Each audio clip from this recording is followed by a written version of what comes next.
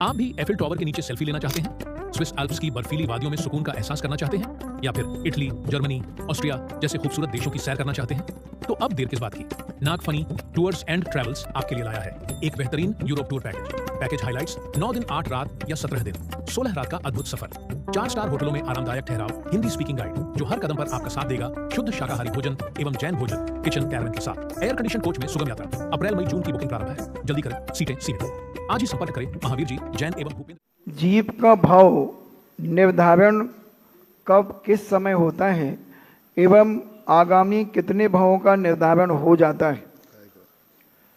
जीव का भाव निर्धारण कब किस समय होता है एवं आगामी कितने भावों तक का निर्धारण हो जाता है? कोई नियम नहीं है। कुछ लोगों के भाव निर्धारित होते हैं, जैसे लोकांतिक, सौधर्मेंद्र, कुबेर, शर्वार सिद्धि के देव, पंच अनुत्तर द्विचर्मा, छायक सम्यक दृष्टि, तीर्थंकर प्रकृति का वंद, इन्होंने कर लिया है तो इनके भाव निश्चित हो जाते हैं। संलेखनाधारी के 7-8 भाव निश्चित हो जाते हैं। सम्यक दृष्टि के अर्धपुद्गल परावर्तन काल में जितने भाव होते हैं उतने निश्चित हो जाते हैं, अधिकतम। बाकी किसी के भाव निश्चित नहीं है। कोई इसी भाव में मोक्ष जा सकता है, कोई अनंत काल भी बाद भी मोक्ष जा सकता है। भव्य दोनों हैं।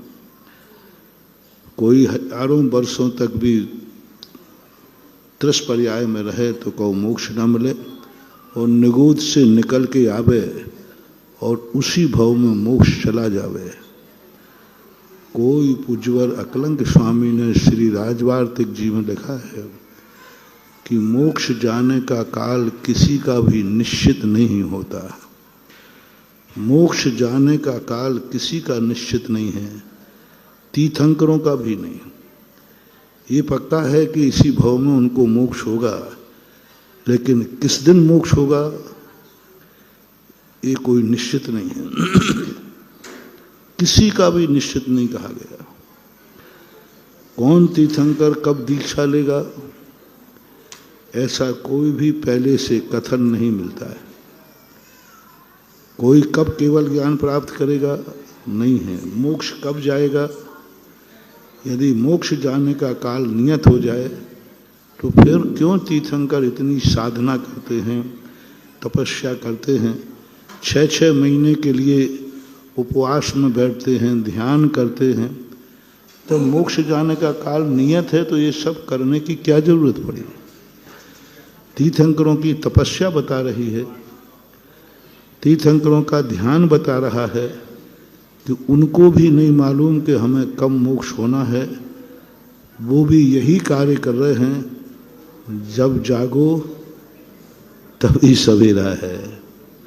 और कितनी बड़ी बात कही 12 भावना में, निज काल पाय विधि झरना, तासो निज काज ना शरणा, तप कर जो कर्म खिपावे, सो ही शिव सुख दर्शावे। जो अपने आप नियत में काल होना है उससे काल नहीं होना है।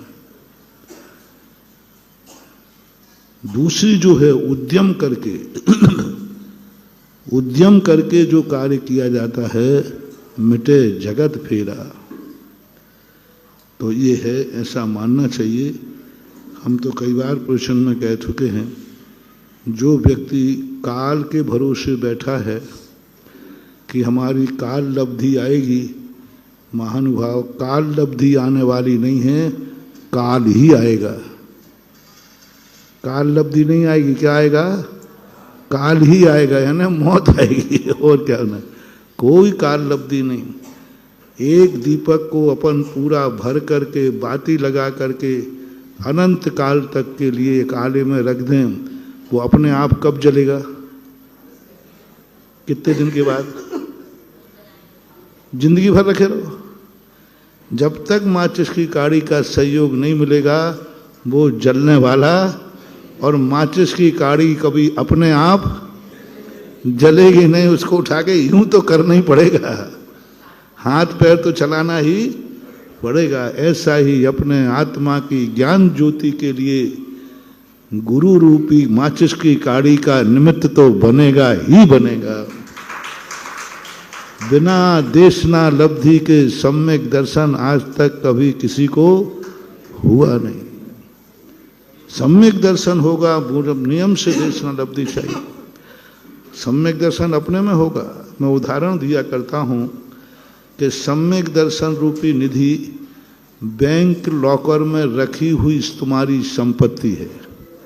लॉकर में तुम्हारी संपत्ति है, तुम्हारी मालिक हो, लेकिन बिना मैनेजर की अनुमति के बिना आप खोल, चाबी तो मैनेजर की लगेगी।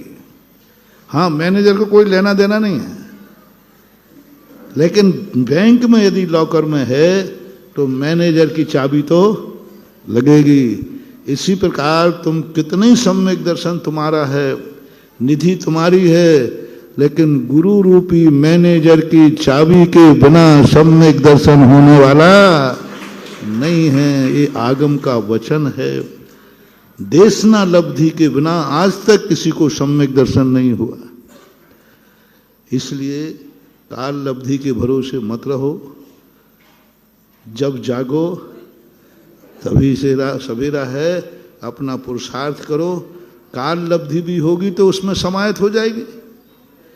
मान लो काल लब्धि होगी भी तो समाहित हो जाएगी। अपने तो दोनों हाथ में लड्डू हैं।